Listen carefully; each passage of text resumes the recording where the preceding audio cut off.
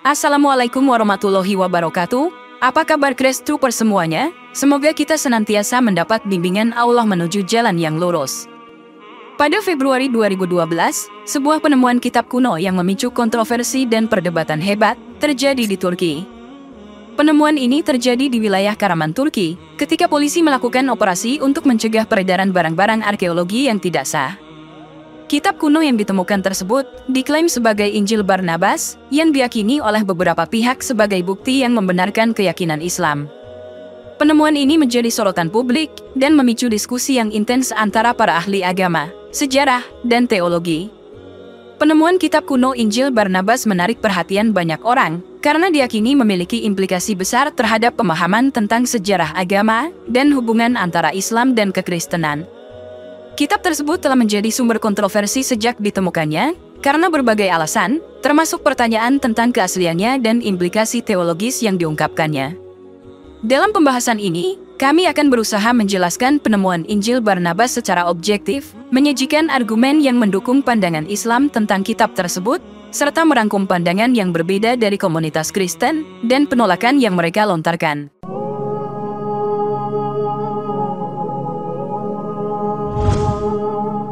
Kitab kuno Injil Barnabas dianggap sebagai salinan kuno dari Injil yang dikaitkan dengan Barnabas, salah satu pengikut Yesus Kristus.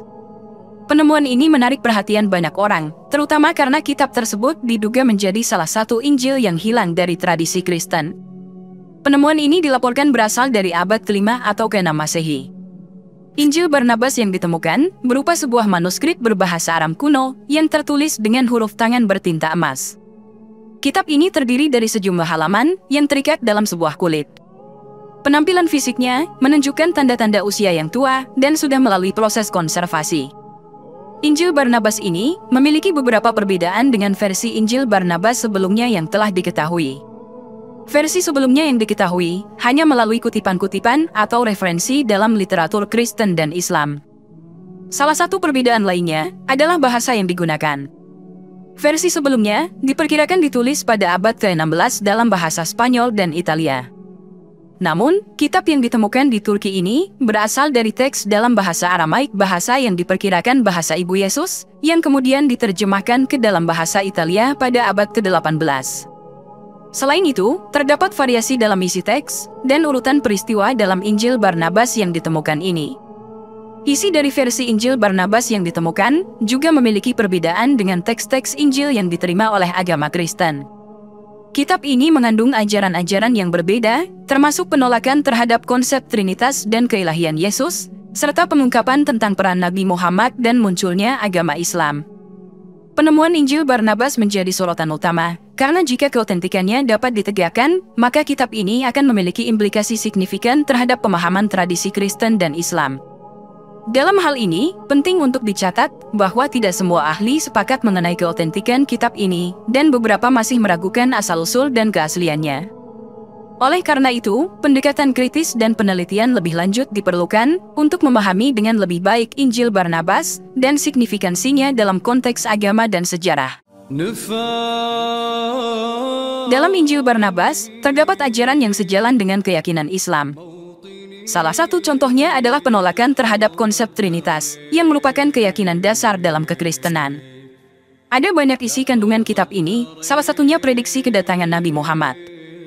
Bab 39, Barnabas menceritakan penghormatan kepada Allah, Tuhan kita yang kudus. Pengakuan bahwa tidak ada Tuhan selain Allah, dan bahwa Muhammad adalah utusannya. Bab 41, Barnabas mengisahkan pengusiran Adam dan Hawa. Ketika Adam keluar, ia melihat tulisan pada pintu surga yang menyatakan bahwa tidak ada Tuhan selain Allah, dan Muhammad adalah Rasul Allah. Bab 44, berisi pernyataan Nabi Isa yang menyebut nama Nabi Muhammad, "Oh Muhammad, Tuhan bersamamu." Bab 97, mencatat jawaban Nabi Isa tentang nama Mesias yang luar biasa, yang diberikan oleh Allah saat menciptakan jiwanya, dan menempatkannya di kemuliaan surgawi.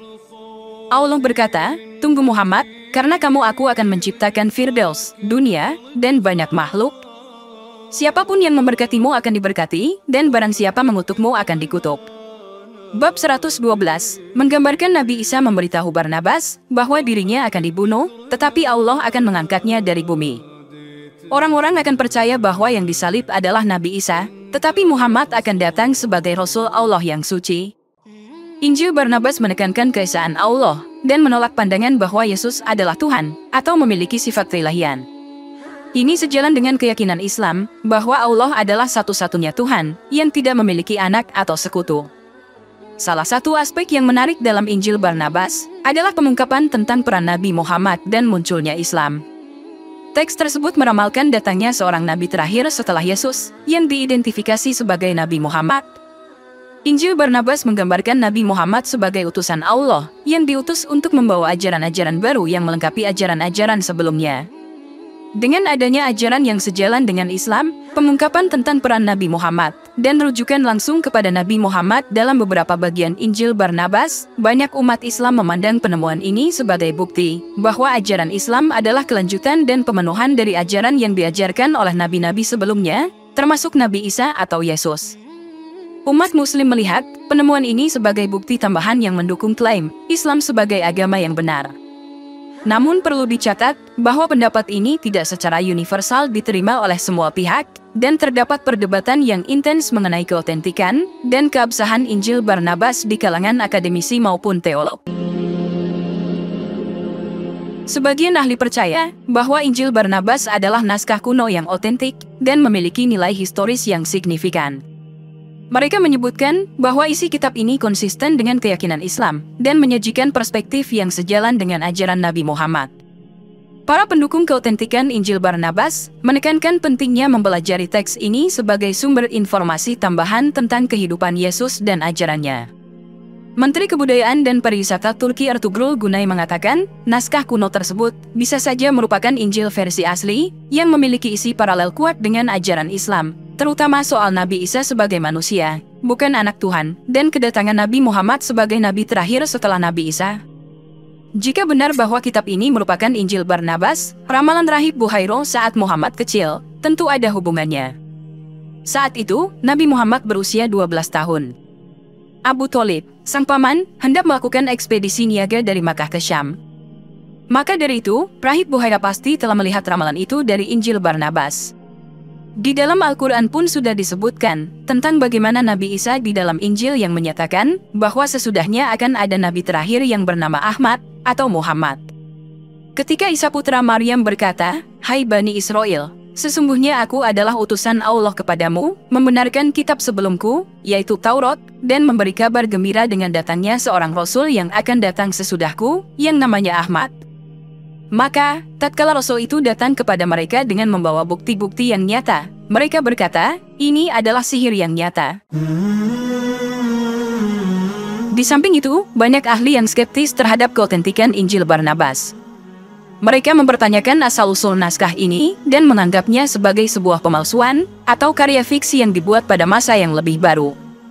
Argumen yang diajukan oleh para penolak keotentikan meliputi penanggalan kitab, ketidakkonsistenan dengan ajaran Kristen, dan kurangnya bukti sejarah dan kesalahan faktual. Beberapa ahli menyoroti perbedaan bahasa dan gaya penulisan dalam Injil Barnabas yang tidak konsisten dengan era dan konteks sejarah yang dinyatakan di dalamnya. Mereka juga berpendapat Injil Barnabas bertentangan dengan ajaran Kristen yang terdapat dalam Alkitab, seperti penolakan terhadap konsep Trinitas dan penafsiran yang berbeda mengenai keilahian Yesus.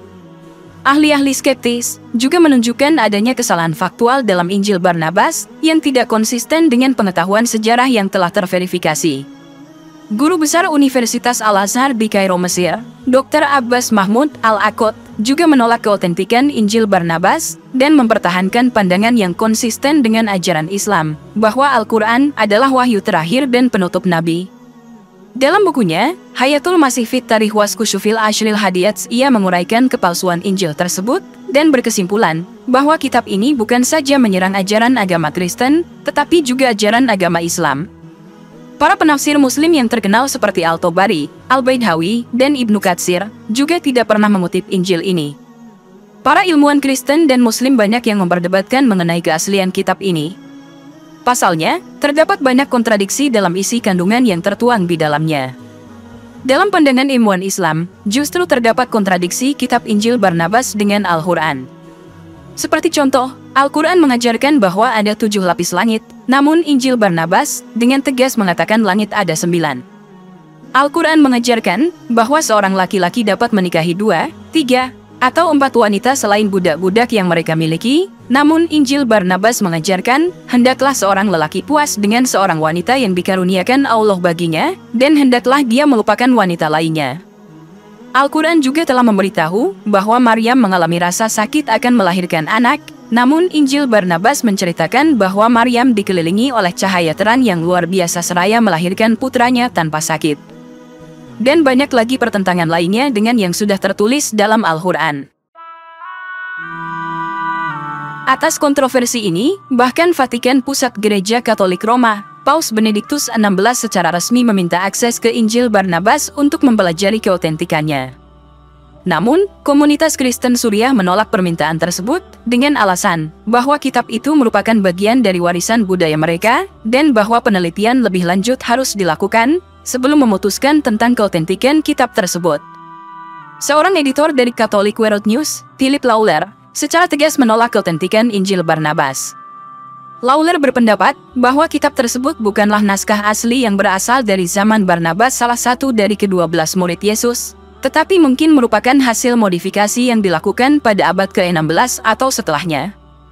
Dia berpendapat bahwa bahasa yang digunakan dalam kitab ini tidak konsisten dengan bahasa yang umum digunakan pada zaman Barnabas, dan ada banyak kesalahan historis dan teologis di dalamnya. Lawler juga menyoroti bahwa tidak ada bukti sejarah yang kuat untuk mendukung klaim bahwa Injil Barnabas benar-benar ditulis oleh Barnabas sendiri. Beberapa ilmuwan Muslim juga telah mengekspresikan keraguan mereka terhadap keautentikan Injil Barnabas. Mereka berpendapat bahwa dalam menjaga integritas ajaran Islam, umat Muslim seharusnya tidak terlalu tergantung pada kitab ini. Mereka berargumen bahwa tidak ada konsensus ilmiah tentang keautentikan Injil Barnabas, dan sebagian besar klaim yang terkait dengan keislaman dalam kitab ini tidak dapat diverifikasi secara independen. Seorang teolog Turki, Mustafa Öztürk, juga menyampaikan pandangannya terkait penemuan Injil Barnabas.